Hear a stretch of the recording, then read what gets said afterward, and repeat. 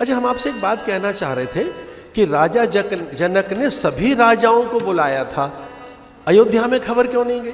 पड़ोस में अयोध्या, तो लंका से आ सकता है रावण, और तो और वो बाली आया, सहस्त्रार्जुन आया, सहस्त्रबाहु जिसकी 1000 भुजाएं, पूरे संसार भर के राजाओं को न्योता भेजा है, अपने आप नहीं आए कि मेरी बेटी जिस धनुष को उठाकर रख देते हैं, महादेव का धनुष, भगवान महादेव का धनुष था, उसे कोई उठा नहीं पाता था, चौकालेपन करना है, रंगोली अल्पना करनी है, अब धनुष की साज सज्जा करनी है, कौन उठाए? उसे को उठा तो पता नहीं था। सीता जी उसे उठा के रख देती है, को सीता जी तो उसे ऐसे उठा के रख देती है तिनका उठा लिया हो।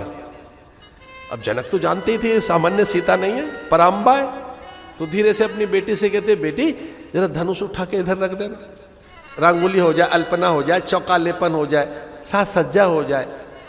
सीता जी उसे रोज इधर उधर करती रहती थी, जो टस से मस नहीं हो सकता था धनुष। अब ये प्रतिज्ञा ले ली मिथिलापति ने कि जो इस धनुष को उठा लेगा, और केवल उठा नहीं लेगा, इस पे प्रत्यंचा चढ़ाकर इस पर बाण चढ़ा लेगा, प्रत्यंचा चढ़ा देगा जो इस पर, उसको ही मेरी पुत्री जयमाल डालेगी, उसी को पुत्री विवाह में वर के रूप वर्ण करेगी और उससे विवाह करेगी। इतनी कठिन प्रतिज्ञा। तो पूछा उनकी पत्नी ने, जनक नंदिनी की मां ने पूछा, इतनी कठोर प्रतिज्ञा क्यों ले ली? तो उन्होंने कहा, इस प्रतिज्ञा की पूर्ति परमात्मा ही कर सकता है, इस बहाने से भगवान तो आएंगे घर में।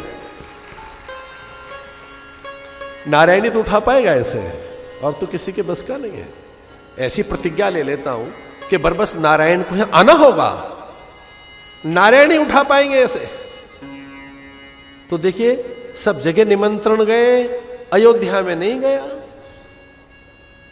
अयोध्या वालों को, भले आप चक्रवर्ती सम्राट हैं, उनका एक बार एक मंगल प्रसंग में उनका बहिष्कार कर दिया राजाओं ने कि जब सारे राजा बैठेंगे तब उस प्रसंग में आपको नहीं बुलाएंगे, उस दिन भले ही आपका आदेश का पालन करेंगे। भाई ऐसी क्या गलती हो गई उनसे? अकाल पड़ गया बड़ा भारी, जनकपुर में 12 वर्ष का अकाल, त्राहि त्राहि, पानी नहीं, जीव जंतु व्याकुल होकर लगे, मरने लगे, फसल सूख गई, कूप सूख गए। सदानंद ब्राह्मण से कहा जनक जी ने, तब तक सीता जी प्रकट नहीं हुई थी, सीता जी तब तक पैदा नहीं हुई थी। सतानंद नाम के उनके गुरु ने कहा कि ऐसा हो सकता है कि कोई कच्चे घड़े में सूत काटकर, कपास से धागा, ताजा धागा बनाकर और कच्चे घड़े में उसको बांधकर आपके कूप से पानी निकालकर कुएं से और शंकर पे जल चढ़े तो ये विपत्ति दूर हो सकती है।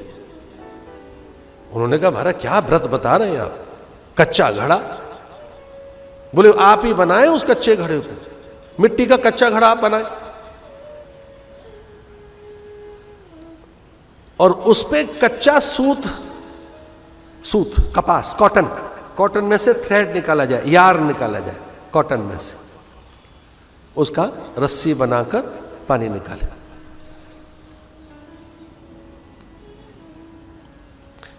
तो सीता जी की मां को लगा कि हमारा समाधान हो गया, ऐसा हो जाएगा, हम तो कर नहीं पाएंगे।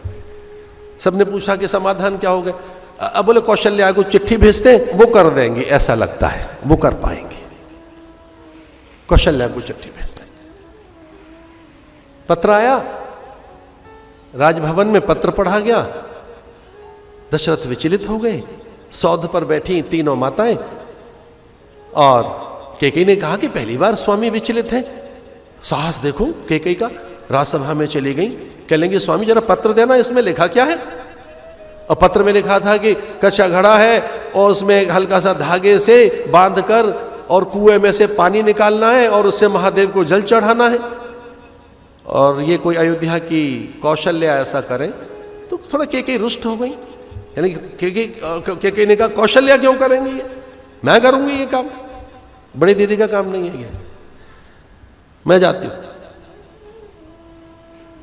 तो सुमित्रा ने कहा कि हमको कभी अवसर नहीं मिला कुछ करने का, हमें जाने दो।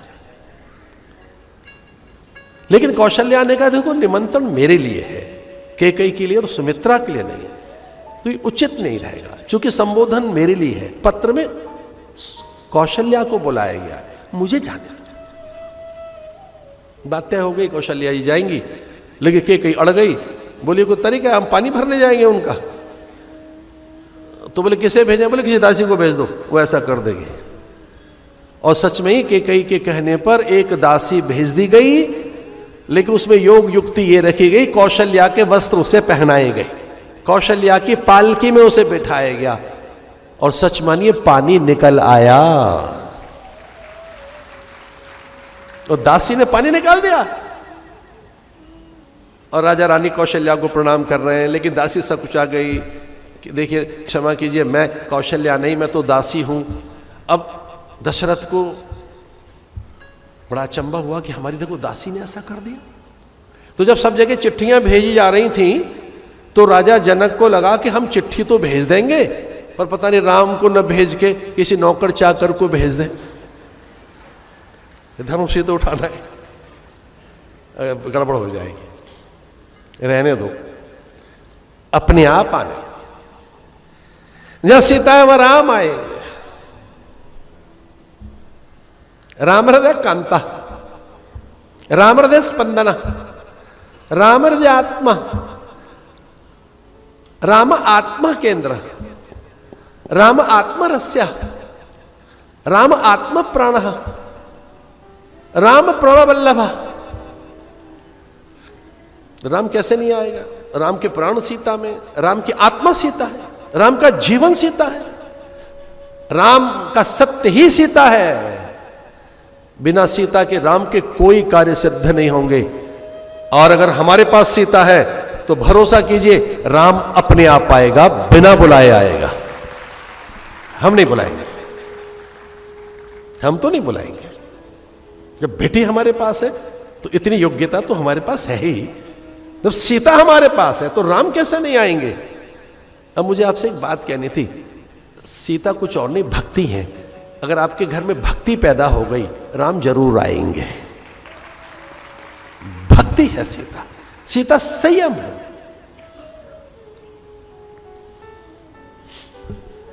नगर में ढिंढोरा पिट गया कि एक भी पल ऐसा नहीं है जब थक न रहे हो जनक। एक ही बात कह रहे हैं, राम कितने सुंदर, मनोहर, श्रेष्ठ, आप्तकाम।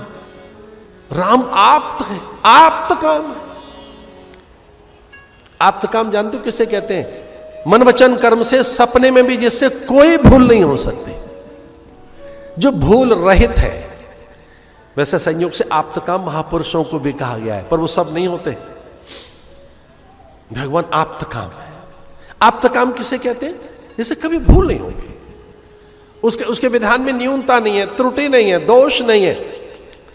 इसलिए कभी कोई संकट आ भी जाए तो हमारे यहां पंजाब में कहते हैं, तेरा भाणा मीठा लागे, तेरा विधान साचा है, तेरे विधान में कोई न्यूनता नहीं, तेरे विधान में कहीं कोई अपूर्णता नहीं है, तेरे विधान में कोई दोष नहीं है। उसे आप्त काम कहेंगे।